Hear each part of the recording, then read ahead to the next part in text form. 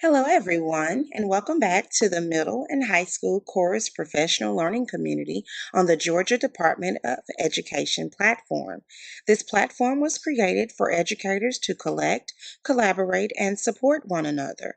Be sure to set up your notifications to your liking and check back to engage in discussion as often as you wish. Please share this platform with your colleagues so we may continue to grow and share beneficial information specific to middle and high school choral education.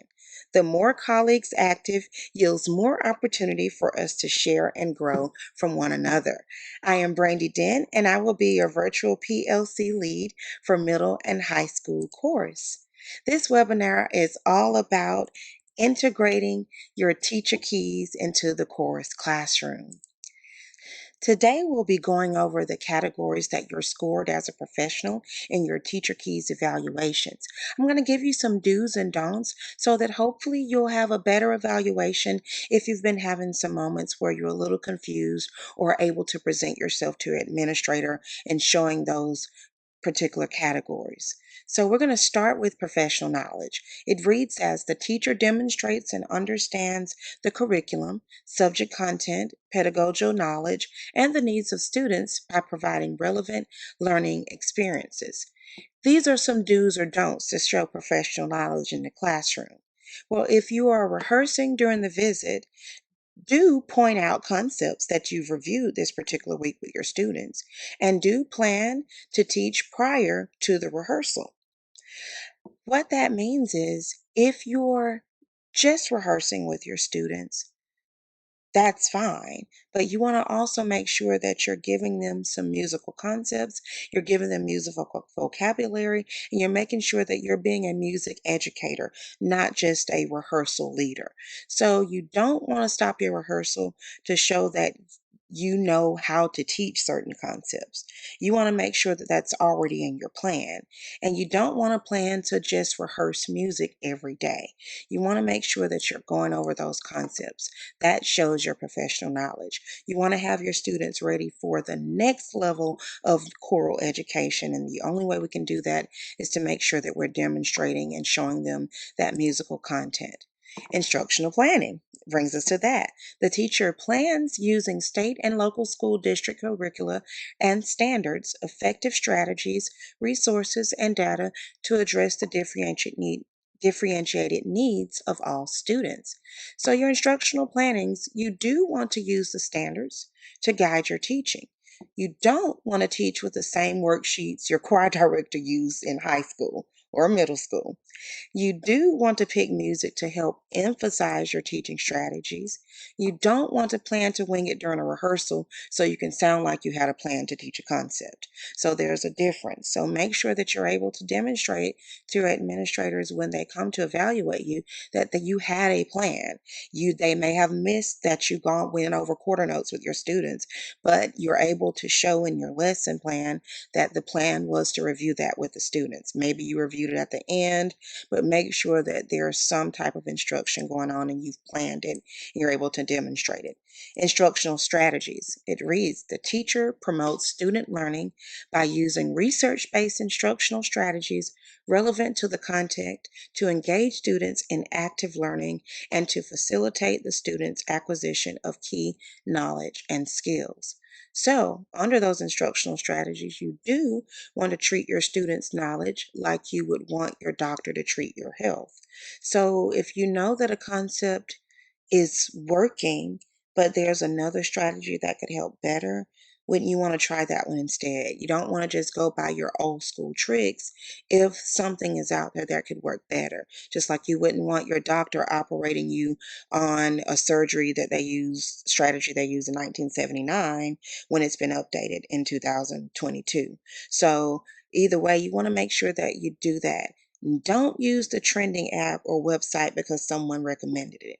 Use something that you know is a best practice for your students and for the time period that we were in. So use the best instructional strategies. And here's the good one, differentiated instruction. The teacher challenges and supports each student's learning by providing appropriate content and developing skills which address individual learning differences. You do want to keep an open mind. and try ways of switching up your way of teaching. You don't want to see differentiated instruction as a way to have to do more work. If you go into it negatively, you'll never be able to change it. You'll never be able to try to find ways to teach your students in various concepts in various ways. You do want to record yourself teaching and evaluate yourself and your student response. You don't want to think your style of teaching is the best way because the majority passed the test. So, when dealing with differentiated instruction, if it's something that's new to you, be okay with not being okay. Be okay with looking at yourself in the mirror and finding those different ways that you can tweak your teaching style to help your students learn. You'll thank yourself later for just trying. Assessment strategies. The teacher systematically chooses a variety of diagnostic, formative, and summative assessment strategies and instruments that are valid and appropriate for the content and student population. So, you do want to assess your students to know where they are in the learning process. You do not want to create assessment because your students need more grades. And of course, you'd also want to discuss with your students where they are in the learning process. You don't want to give them the same type of assessment each time. So if you're going over assessments with your students, that's fine. Make sure that you're giving them immediate feedback. If you're giving them a grade, make sure that their parents are able to see that within the last few days of them testing or having whatever assessment it was. You want to change it up. You might want to try a learning platform. You might want to try a quick worksheet. You might want to try a ticket out the door.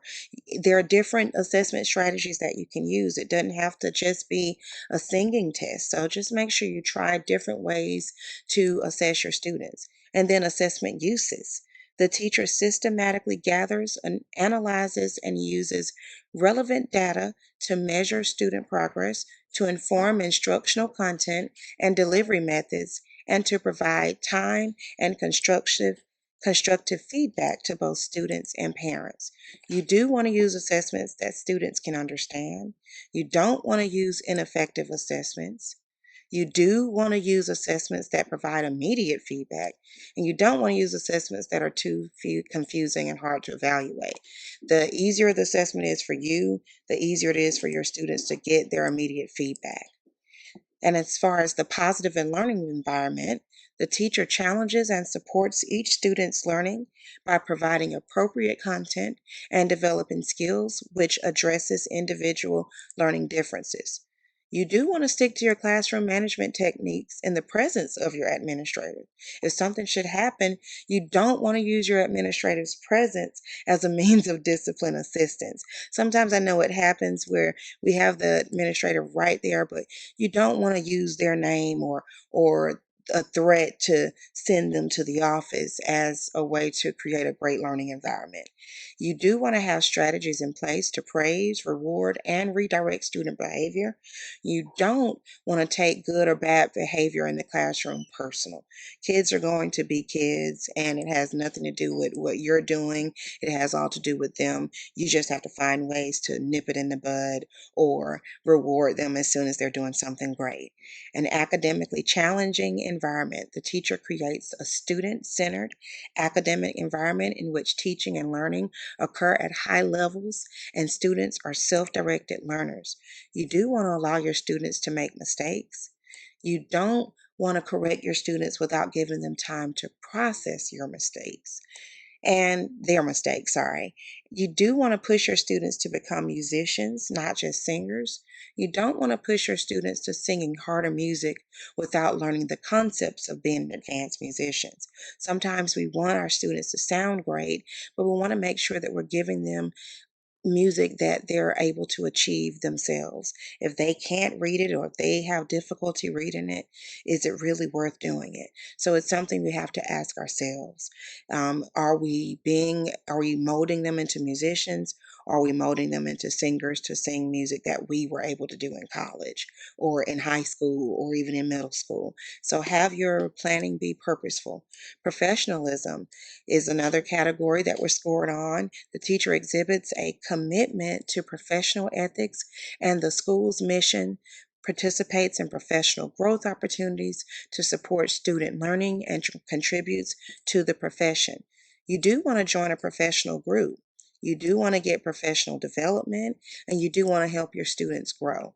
You don't want to avoid being with other music educators. They're going to help you grow as a professional. You do not want to avoid learning and applying new skills. And you do not want to avoid signing your students up for outside events.